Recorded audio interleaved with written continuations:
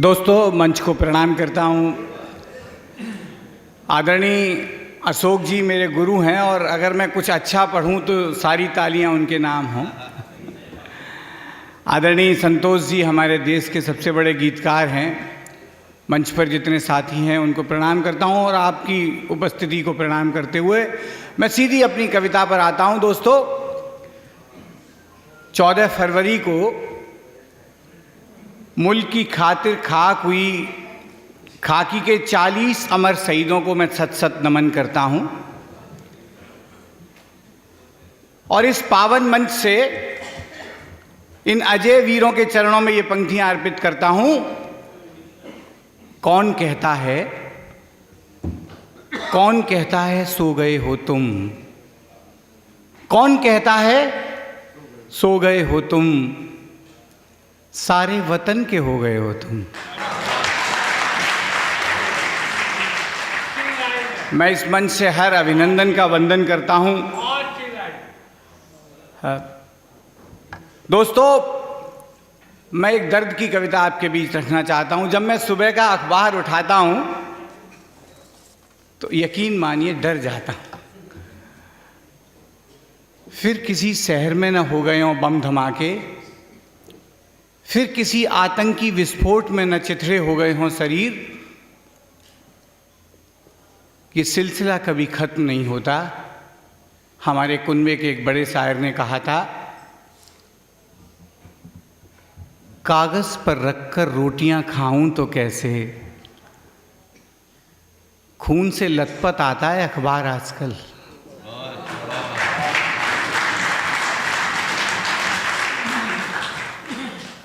जख्म ताजे हैं, दर्द हवाओं में हैं और पुलवामा सहित सैकड़ों विस्फोटों के घायल अभी भी अस्पताल में।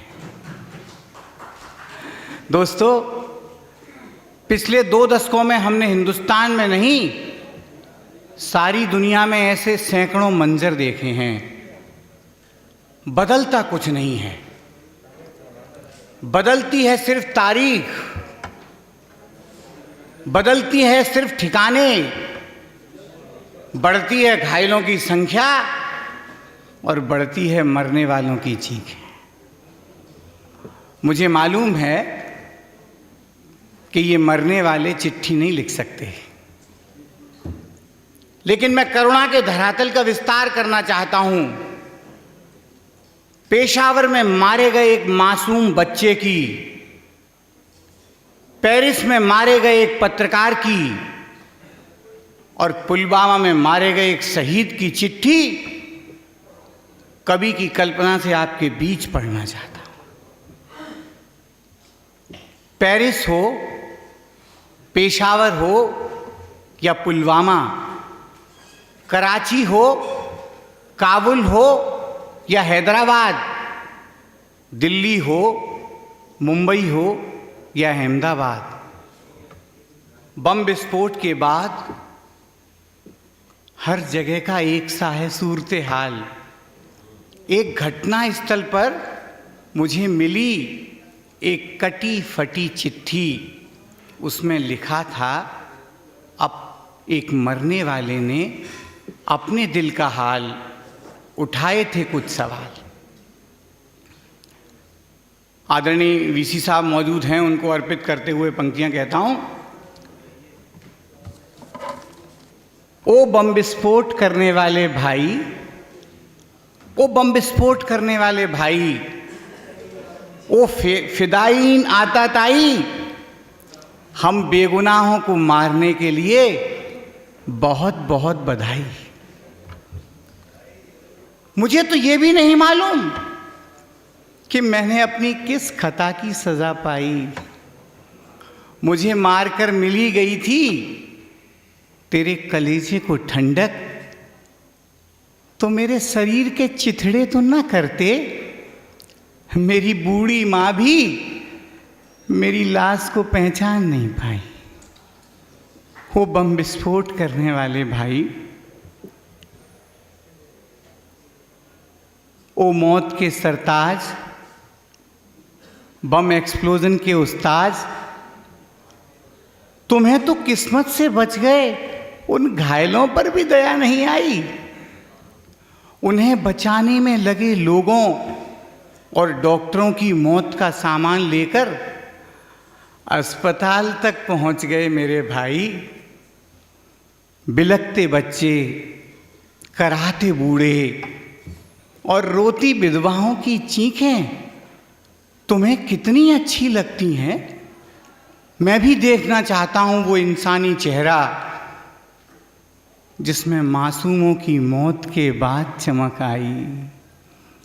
वो बम विस्फोट करने वाले भाई, मेरे मशीन गन धारी मारणहार, तुम्हारा बम सियासी था या मजहबी? बंदूक देशी थी या विदेशी? हमें उड़ाने से पहले कुछ तो खुलासा कर जाते। अब मेरी मौत से फायदा किसको मिलेगा मेरे भाई? कौन करेगा इन गुमनाम चिताओं पर बोटों की सिकाई? ओ बम विस्फोट करने वाले।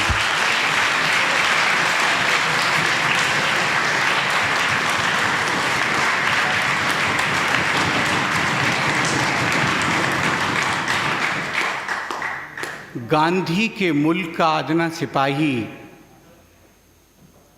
अपने मारने वालों को शुक्रिया अदा करना चाहता है। हे बम के यम अवतार, मृत्यु लोक के नए आविष्कार, तुम्हें ट्रेनिंग और बारूद देने वाले तुम्हारे आकाओं को भी पहुंचे मेरा अंतिम नमन मेरे भाई। एक नया शहर, एक नई बस्ती, एक नया स्कूल उड़ाने को बहुत ज़रूरी है इनकी हौसला अफजाई। मुझे मारकर तुम खुश तो बहुत हो ना, है ना मेरे भाई? मेरी जिंदगी न सही, मेरी मौत तुम्हारे किसी काम तो आई। वो बम विस्फोट करने वाले भाई। अंतिम पंक्तियां मैं मीडिया के मित्रों के नाम समर्पित करना चाहता हूं। तुम भी सुनो, जो लोग युद्ध की बात करते हैं उनके लिए भी, तुम भी सुनो। वो लोकतंत्र के पहरेदारों, चौथे स्तंभ के कलमकारों, सबसे तेज और सनसनीखेज मेरे खबर नवीज भाई। मेरे शरीर के हर लोथड़े के बाद, मेरे शरीर के हर लोथड़े के बाद नया विज्ञापन। बहते खून से भी की तुमने खूब कमाई। किसी की मौत पर कभी सामान, कभी नंगई बेचते,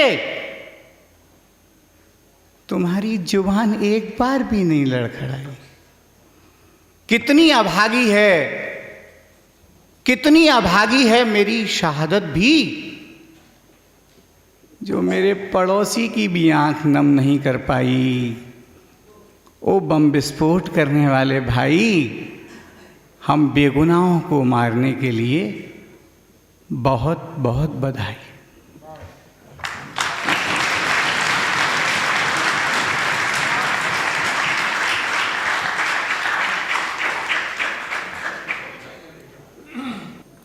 दोस्तों, एक छोटा सा दृश्य चित्र आपके बीच रखूंगा और फिर मैं अपनी जो मेरी सबसे खूबसूरत रचना है वो आपको अर्पित करके जाऊंगा। मेरे पिताजी की स्मृति में हर साल हम लोग मेडिकल कैंप करते हैं। 50,000 लोगों के हमने ऑपरेशन किए हैं।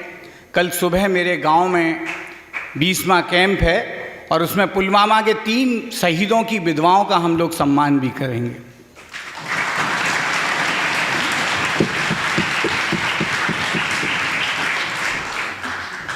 दोस्तों, जब दुनिया में गिनती हुई कि सबसे ज़्यादा टाइगर कहाँ है, तो आप सबके लिए फक्र की बात होनी चाहिए कि सबसे ज़्यादा टाइगर हिंदुस्तान में है। और मुझे वो कहते हुए फक्र है कि हिंदुस्तान में सबसे ज़्यादा टाइगर मध्य प्रदेश के जंगलों में हैं। लेकिन मैं आपके संवेदनाओं की दहरी पर एक छोटा सा दृश्य चित्र रखना चाहता हूँ। आदरणीय अशोक जी मेरे गुरु हैं। संवेदनाएं कितनी मर गई हैं शहर में। उनके घर में चोरी हुई, पड़ोस से कोई झांकने नहीं आया, दिन दहाड़े, लेकिन किसी ने आवाज़ नहीं सुनी। दोस्तों, जब कभी आप जिम कॉर्बेट में जाएं, बांधवगढ़ में जाएं, कान्हा में जाएं, सतपुड़ा में जाएं, गिर में जाएं, काजीरंगा में जाएं, ऐसे दृश्य बहुत आम होते हैं। अगर किसी के मोबाइल की घंटी बंद हो जाए तो अदब की महफिल है, मैं माफ़ी चाहता हूं।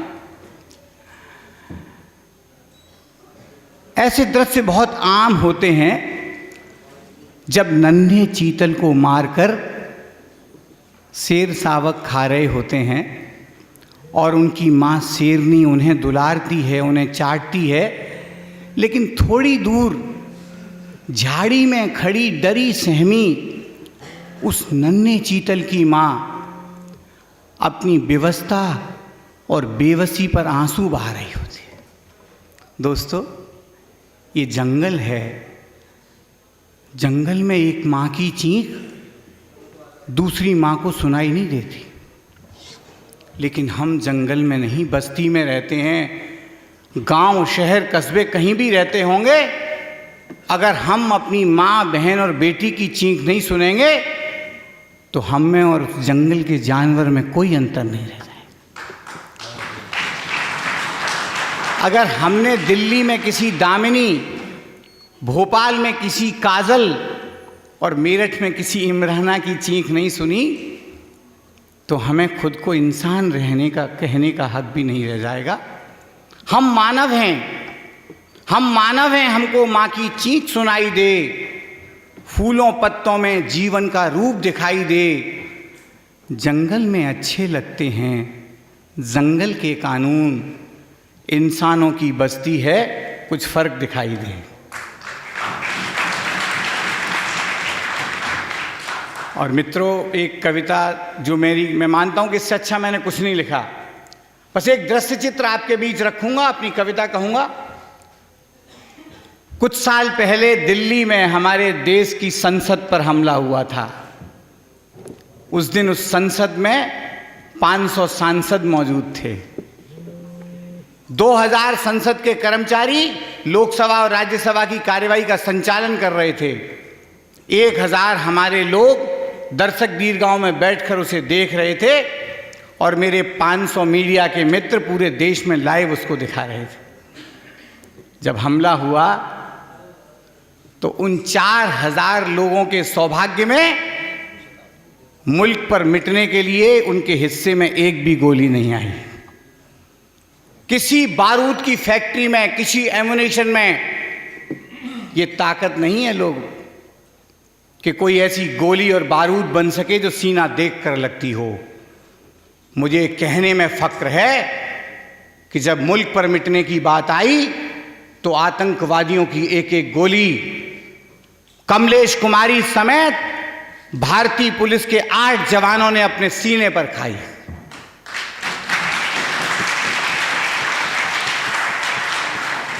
हमला चाहे देश की संसद पर हो, अक्षरधाम के मंदिर पर हो, कश्मीर की विधानसभा पर हो या मुंबई के दिल पर, कोई हेमंत करकरे, कोई तुकाराम ओमले, कोई मोहनचंद शर्मा, कोई जियाउल हक, कोई मोहम्मद नबी, कोई सरदार बलजीत सिंह आएंगे और लोकतंत्र के मंदिर पर सबसे पहले अपना शीश दान करके जाएं। दोस्तों, पुलवामा में जो हुए हैं, ऐसे शहीदों को मुल्क की खातिर जो खाक होते हैं, उन खाकी वालों की कोई अंतिम इच्छा होती है, उसे व्यक्त करने की एक कोशिश मैंने की। आतंकवादियों की गोली से मारे गए वीर सिपाही के शरीर के पास से जब मैंने उसकी डायरी को उठाया तो उसके संस्मरणों में उसकी अंतिम इच्छा को मैंने इस तरह लिखे हुए पाया। मेरी लंबी सेवा में पुलिस थाने के अलावा ऐसा कोई सरकारी कार्यालय नजर नहीं आया जहां पूरे साल 24 घंटे मैंने कभी ताला लटका नहीं पाया। मेरी जिंदगी में कभी छुट्टी का संडे या मंडे नहीं आया। चारों तरफ जगमगाई जब दीपों की लाली, तो मैंने भी मना ली दिवाली। रंग गुलाल उड़ाती मस्तानों की टोली, तो मेरी भी मन गई होली। पड़े न खलल चैन में, टूट न जाएं ताले कहीं, मैंने बेचैन आंखों में नींद डुबोली। धूप सर्दी या बारिश न कर पाई मेरे जोश को ठंडा। मैं तो करता रहा ड्यूटी लेके हाथ में डंडा। सच कहूं, ख्याल तो मेरे मन में भी बहुत आए, घर जाकर बीवी से बतियाऊं, पिक्चर ले जाऊं, मेला घुमाऊं, बच्चों को पढ़ाऊं, थपकी दे सुलाऊं, पर कमबख्त ड्यूटी ने हमेशा आफत डाली। कभी मन मसोस डाला, कभी कल पे बात डाली। कभी मन मसोस डाला, कभी कल पे बात टाली।